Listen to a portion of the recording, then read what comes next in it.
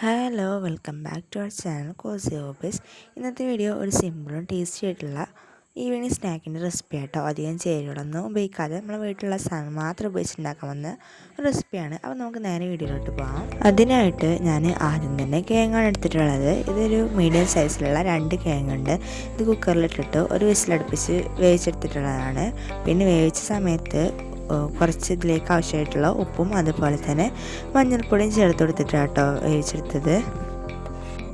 ഇനി നമുക്ക് ഈ കിഴങ്ങ് ഒരു സ്പൂണോ അല്ലെങ്കിൽ ഫോർക്കോ ഉപയോഗിച്ചിട്ട് നന്നായിട്ടൊന്ന് ഉടച്ചെടുക്കാം. ഞാൻ ഇപ്പോൾ ഒരു സ്പൂൺ വെച്ചിട്ടാട്ടോ ഉടച്ചെടുക്കുന്നത്.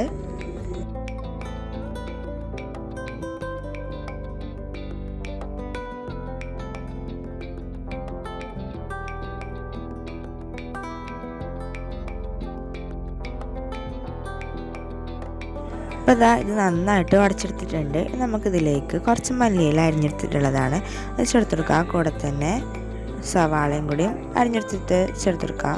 ഞാനിപ്പോൾ ഇവിടെ ഒരു ചെറിയ സവാളയായിട്ട് എടുത്തിട്ടുള്ളത്. ഇതും കൂടി ചേർത്ത് കഴിഞ്ഞാൽ ഇനി നമുക്കിത് നന്നായിട്ടൊന്ന് മിക്സ് ചെയ്ത് യോജിപ്പിച്ചെടുക്കണം.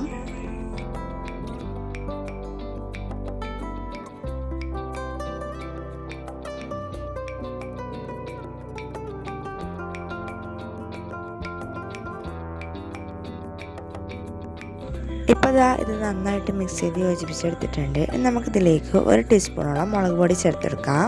കൂടെ തന്നെ കുറച്ച് പെരിഞ്ജീരകം പൊടിച്ചതും കൂടി, അതുപോലെ തന്നെ ഒരു 1/4 ടീസ്പൂൺ ഗരം മസാല, ആവശ്യത്തിനുള്ള ഉപ്പും കൂടി ചേർത്തിട്ട് മിക്സ് ചെയ്ത് യോജിപ്പിച്ചെടുക്കാം.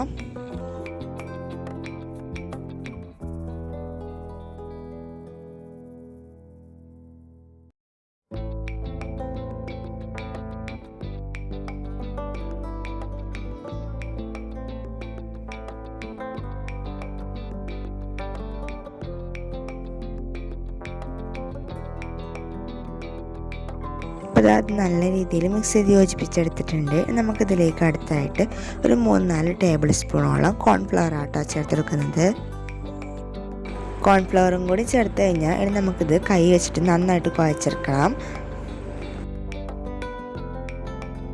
ഒന്ന് മിക്സ് ചെയ്തെടുത്താൽ മതി കേട്ടോ കൈ വെച്ചിട്ട്.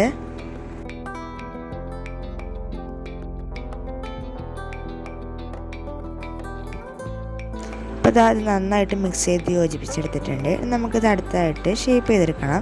നമുക്ക് ഇഷ്ടമുള്ള രീതിയിൽ ഷേപ്പ് ചെയ്തെടുക്കാം കേട്ടോ. ഞാൻ അപ്പോൾ ഇത് റെക്റ്റാങ്കിൾ ഷേപ്പിലാണ് ഷേപ്പ് ചെയ്തെടുക്കുന്നത്.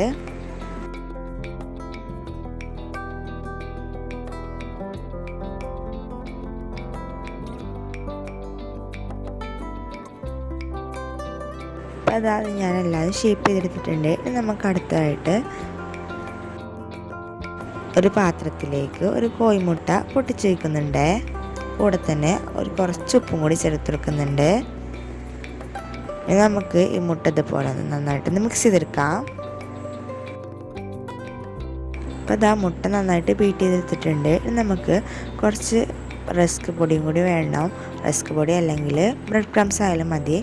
ഇനി അടുത്തായിട്ട് വീഡിയോയിൽ കാണുന്ന പോലെ ആദ്യം മുട്ടയുടെ മിക്സിൽ ഇതുപോലെ ഒന്ന് മുക്കിയെടുത്തതിന് ശേഷം റസ്ക് പൊടിയിലും കൂടി ഒന്ന് കോട്ട് ചെയ്തെടുക്കണം. ഇതുപോലെ എല്ലാതും ചെയ്തെടുക്കാം.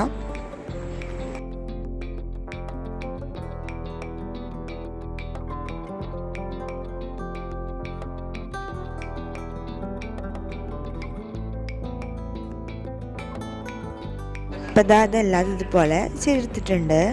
ഇനി നമുക്കിത് ഓരോന്നായിട്ട് ഫ്രൈ ചെയ്തെടുക്കാം. പിന്നെ ചാനൽ സബ്സ്ക്രൈബ് ചെയ്യാതെ ആരെങ്കിലും കാണുന്നുണ്ടെങ്കിൽ ചാനൽ സബ്സ്ക്രൈബ് ചെയ്ത് സപ്പോർട്ട് ചെയ്യാം.